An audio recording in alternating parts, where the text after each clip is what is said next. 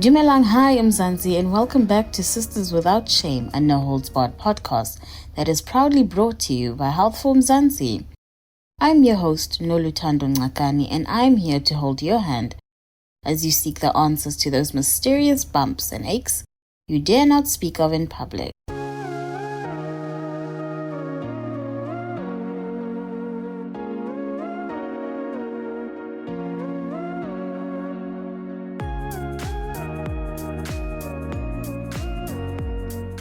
Every year on the 5th of May, the International Day of the Midwife takes place.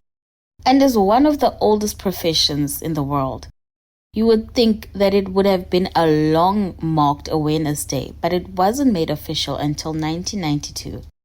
And if you don't know what a midwife does, well, they provide advice, care, and support for women and their babies during pregnancy and the early postnatal period. Midwives help women to make their own decisions about the care and services they access and will provide health, education, and parenting advice until care is transferred to a health visitor. This week, we have an anonymous voice note from KZN. Hi, I feel like I've lost myself and it sucks. I'm almost 6 months pregnant and I feel like my whole identity is being pregnant. I feel like a terrible mother already for hating this experience. I get motherhood is about sacrificing. Honestly, the hardest thing is seeing my boyfriend not have to give up the same things I do for this baby because he doesn't have to carry it. I can't eat my favorite foods. I can't keep myself awake past 9 anymore. So I never get alone time. I know my upcoming birthday will be all about gifts for the baby. I miss being able to sleep without waking up multiple times to pee and feel like my restless nights have just added to my feelings like this. I'm no longer me. I'm a vessel carrying the baby. And I love this baby and I want the best for him or her. But I want to be me too. I have no other friends who are pregnant or have children, so I feel really alone. Yo, Ananza, my baby, don't worry. Our guest today is Midwife Natasha Stadler, who is based in Somerset West. Natasha has been birthing and working as a midwife for almost 30 years and is quite familiar with the ins and outs of female care in the medical system. Is it normal for women to hate being pregnant? As a midwife, how often do you come across women who are facing a similar challenge? Well, first of all, I would love to give your anonymous mommy a big, big hug just for her. So pregnancy is a huge change in a woman's life. It's a change in her body, it's a change of chemical makeup, it's a change of hormones, and it's a change in lifestyle.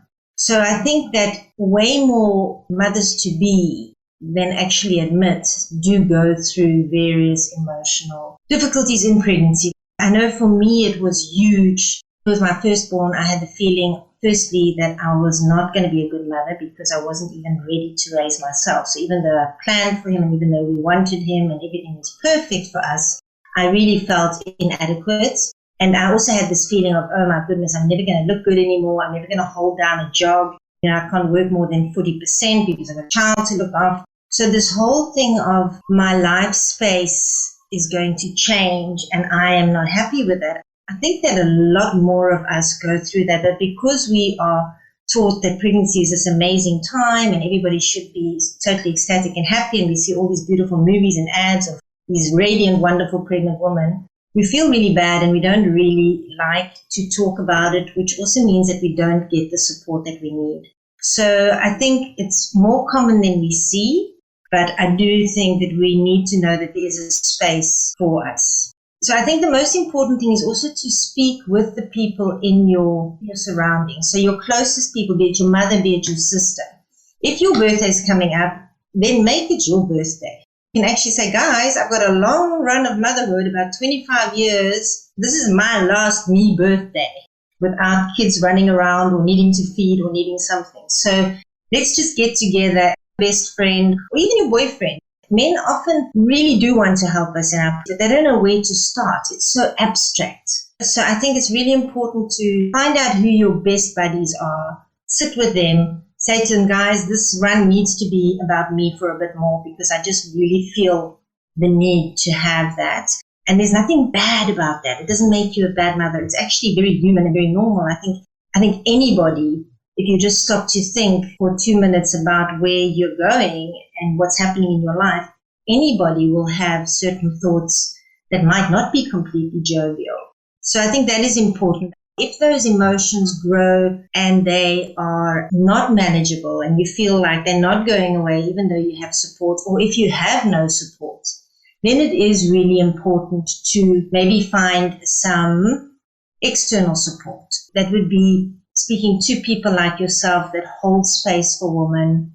That would be maybe going to an antenatal class or an antenatal group, or if you are with a midwife, to actually speak to your midwife about these emotions. The most important thing is we have these emotions and we feel that they're not right, so we feel even worse about ourselves than we did before we had them. So I think the most important thing is to accept them for what they are, to realize that they're not the end of the world. You know, there's a reason we are pregnant for 9 months, and that's because it gives us 9 months to get used to the idea. I assume also for bonding purposes.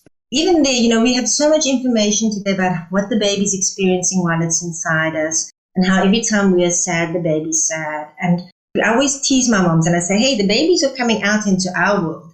If everything was meant to be so perfect, we would be going in there. We're not. So that bonding will happen. It'll happen in its own time. It'll happen with the mothers and the babies as it needs to happen. But it's important to look for the support. Natasha, can you also explain what the role of midwives are in female pregnancy? Do you need to be pregnant in order to consult with a midwife? The midwife's role is to firstly hold space for women to go through their pregnancy and to support them in whatever way they can. And then we are medically trained and qualified, firstly to keep an eye on the normal pregnancy and to see that everything is going well and the baby's growing well, and to help the mother realize what it is that she needs. We're obviously medically trained to deliver babies, so we have the medical knowledge and background to be able to assist mothers in their birth process and also assist them sometimes when things don't quite go the way we would like them to.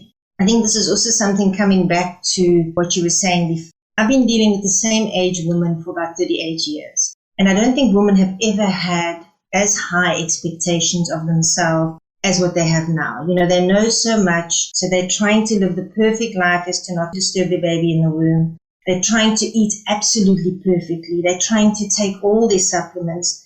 It's a very difficult thing to do, and it's okay to not do that perfectly. And like I say to my moms, it's okay to forget to take your vitamins. It's okay once in a blue moon to have sushi if you really want to, or a McDonald's burger if you really want. The idea is to protect your pregnancy and look after yourself. But if every once in a while something doesn't work out the way you want it to, it's okay to do that. So we are there pretty much to help and to guide the moms, and at the same time to look after them and their babies throughout their pregnancy, during their birth, and also after birth. We help them with their breastfeeding, we help them with coping with a new baby and being a new parent. Most people only come and see midwives when they're pregnant. Some come and see midwives when they would like to become pregnant and they would like to have more information on birth and their different birth options and the different possibilities of falling pregnant. Sometimes they just come for consultation. Midwives actually have such a big role through a woman's journey to motherhood. What then would be the main difference between midwives and OB/GYNs? You know, being a midwife is one of the oldest professions ever, and we have always supported women. And especially in a country like South Africa, there's a huge place for midwives. The big difference, I think, between OB/GYN and midwives, so doctors and midwives, is that midwives are geared to deal with the norm, low-risk births, births without complications. We're geared to deal with more of that, but that's mainly what we work in. Whereas a lot of the doctors are trained for things that go wrong, things that need extra care. So they spend very little time dealing with the norm and more time dealing with pathology. So things that go wrong or things that need extra care or extra supervision. One of the big challenges in South Africa is that we have very slim medical infrastructure. Luckily, we have a better one than many countries in the world, but we do have a very slim one. So the government hospitals are very overfull, but even in the private sectors, the doctors are very full with the norm. So a lot of the specialists are very full dealing with low-risk normal births, which then also limits their time with the sort of higher risk births. So in my time in Switzerland, the nice thing there was that all your natural births, all your normal or low risk births were done by midwives. And doctors really only stepped in if there were issues or things that needed further care. And that just actually relieved both parties. And I think we haven't managed to find that sort of relationship in South Africa, because I think it would actually ultimately benefit everybody. We've also mentioned that you work with a few doulas as well. Where would doulas then fit into the whole picture? Doulas are women who have, in this country it's mainly women. I know there are countries where even men train to become doulas, or midwives for that matter. Doulas have a passion for women during labor. So they have trained to hold the space for women during labor, but they're not medically qualified. So they are not qualified to do births or to detect abnormalities. Obviously, if you have a doula that's been working in the field for many years, she will be able to detect all these things very well as well, but it's not their training. So for me, it's a wonderful addition to the birth space. When I trained, midwives were also trained to do doula work. So we had a lot more time for our mothers to rub their backs, to listen to them, to rub their feet if they needed to help them cope with the birthing process. And now, as you get busier, that time gets less. And for me, I'm not 18 anymore. It's lovely to have that help. So someone else who's helping me with the care of my clients as well.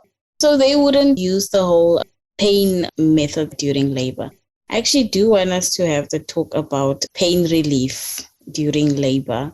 So what kind of options should first-time mothers then be aware of? Before I jump into that, I just want to quickly talk to you about the concept of pain. There's ample scientific research that your pain level increases, I think it's by tenfold, through fear. So just because your body becomes more uptight, you can't relax, your body can't do what it needs to do. So fear is a huge concept in pain. And unfortunately, in the South African birth world, there is a lot of fear. Just because it's not always easy for women to get good support. As I said, in Switzerland, women had one-on-one support. They either had a midwife at their side or they had a doula all the time. Here we have many women that walk into a labor space or a birthing space where nobody actually sees to them unless it's almost time for their head to pop out. So it becomes a very fearful space, and then those stories that circulate in the community become a fearful space. Just by eliminating the fear, you're already reducing a woman's pain in labor substantially. So I think that is your first pain relief in a sort of midwife setup, is that you have support, you have a chance to talk about all these things that bother you and that you might be afraid of long before you go into the birthing space as such. Then you have people during the birthing space that are rubbing your back and your feet and that are telling you why you're feeling certain things and what is happening to your body and what you're busy doing right now. So you have to relearn to trust your body. You have to relearn to trust yourself, because it's such an abstract place. Nobody can imagine what it's like to deliver a baby.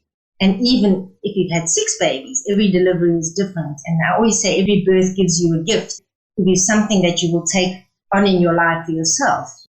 The water is a really good sort of medium to relax in, like I said before, so that helps with a lot of the pain as well. For me, I find that the majority of my births in a year, we really don't need pain meds. My clients cope very, very well just with the methods that I've explained beforehand.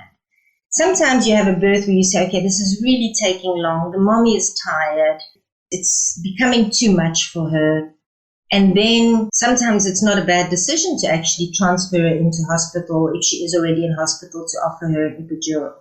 But this is also not always possible, because I know in our government sector, the mothers don't have access to an epidural. Other pain medications that we have in hospital, be it pethidine or be it the gas that we use, those don't really take away the pain. They just dull the mom's brain. So she's not aware on the same level of the pain as she was before. But it also affects her bonding with her baby, and it also affects her ability to birth her baby. My theory is always that intervening has to outweigh not intervening. So if you are in a place where you can see things are just tough, the same with a C-section. If you can see, look, this birth is not happening, we've tried everything, we've held the space for this baby to come through, it's not happening, then one has to move through. Since you've brought up the C-section factor, when do we fall into that terrain of doing then an emergency C-section during the birthing process? First, I think it's important to realize that a C-section is major abdominal surgery. So even though it gets done a lot, South Africa has an 80% C-section rate, which is really not acceptable on a global level. That means that South Africa is saying that 80% of our women can't deliver their own babies. And we know that that's not true. The risk factors of infection, of bleeding, of injuring other organs, they're all very real. They don't get spoken about, but they are very real. So in order to go that route, it has to be necessary. And when would that be necessary? So definite reasons would be if the mother would be at risk or if the baby would be at high risk. Now that would mean if the mother, for instance, has a really high blood pressure, or it could be if other underlying medical reasons why the mother would be at danger for having a baby. For a baby, it could be if the baby is no longer growing well in the womb and it's actually safer for the baby to be outside rather than inside.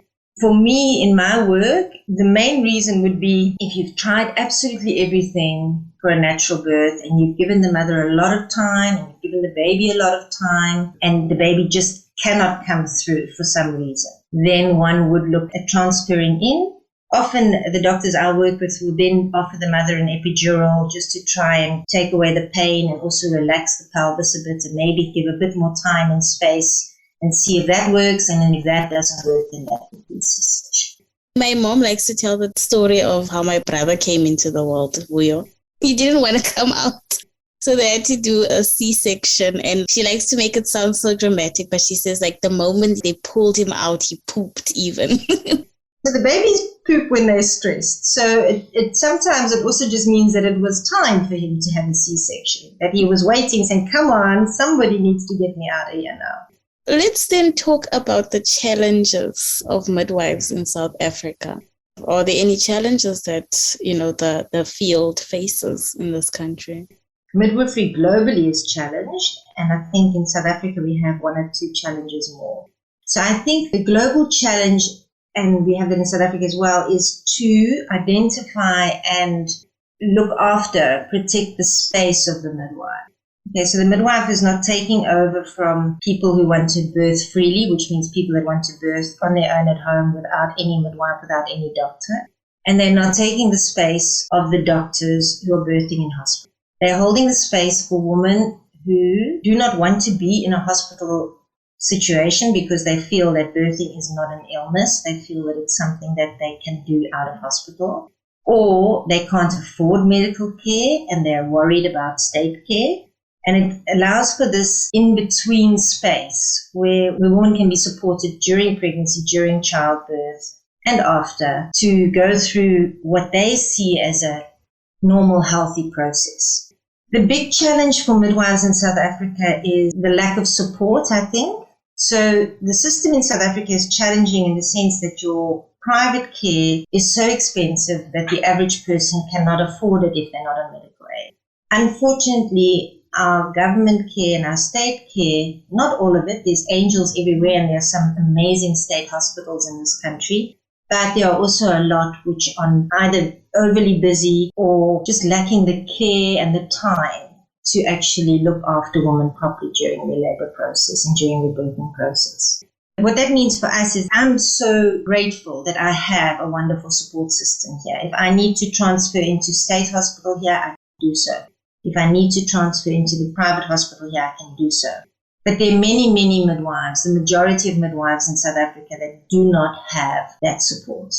That leads to the fact that they either hold a birth at home for too long, which they would under normal circumstances have transferred, or that they withdraw from their practice because they have nowhere to transfer to. That is our main challenge at the moment. And then also the difference in care. I always say if you look at doing a home birth, for instance, people would argue that maybe sometimes there's not enough intervention. People should intervene more or quicker or what have you. And then having your hospital sector and your medical care, which is also becoming more and more fear-based just because of all the lawsuits and because of all the insurances and things, we have too much intervention.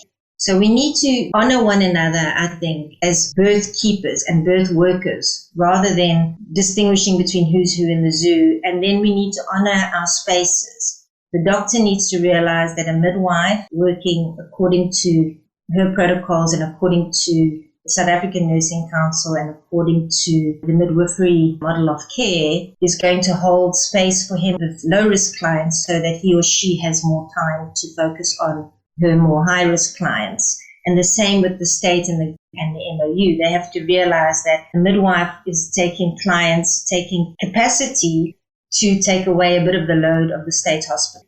For me, it just feels like midwives have such a pivotal role to play, and you do deserve that space in South Africa as well. We all need each other. I need a doctor if I need to transfer. And I need a hospital that I can go to if I have a mother who needs extra care. And they need us, if you look at how overloaded the system is.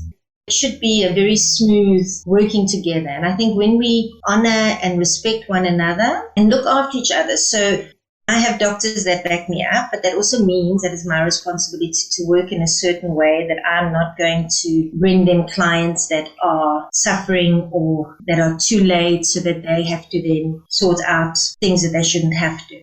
And at the same time, they have to trust me that if I say everything is okay and that we can do it at home, that she will be safe and she will be looked after. I get the sense that the system doesn't trust women to do what they're built to do. What's worse is that women no longer trust women to do what they're supposed to do. So often my clients will say, I'm the only one in my friend circle that's having a home birth. All my friends say that I'm crazy. Out of my 6 friends, 5 are having elective C-sections. So we also need to relearn that we actually can do so much more than we think. When are mothers kind of at the risk of developing things like gestational diabetes? There's a lot of controversy regarding be it preeclampsia, high blood pressure, or diabetes in pregnancy and things like that. There are indications like, okay, we see it more with this type of mom or more with that type of mom, but there are no definite things. So I think the most important thing is for mothers to just try and be healthy in their pregnancy, to eat well, to rest well, to laugh a lot, to dance a lot, to not sit too long in their computer chairs, to get lots of fresh air, to get sunlight. If you do that, then you're already much lower risk. If you're going to be eating a lot of junk food, if you are going to be smoking throughout your pregnancy, those things will increase your risk. There are certain other factors, so there might be a history of gestational diabetes in the family, even though we can't say for sure that there is a link there. One would watch a mother like that a little bit more carefully. Thank you for joining this week's episode of Sisters Without Shame, Natasha.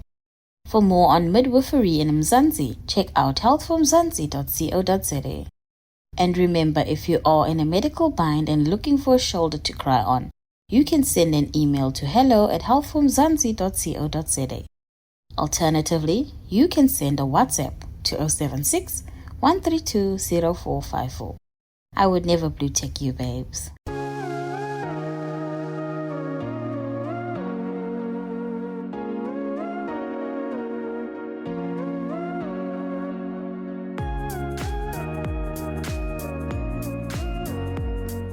And what could be more beautiful than bringing new life into the world? Midwives truly are a gift to humanity. Control and safety in relation to pregnancy and childbirth have different connotations for individual women. But like Natasha said, you were built for this, babes. That brings us to the end of episode 40 of Sisters Without Shame, proudly brought to you by Health from Mzansi. From me, Lulu Ngakani, have a great week and remember to show your girl some love by sharing this podcast with a friend.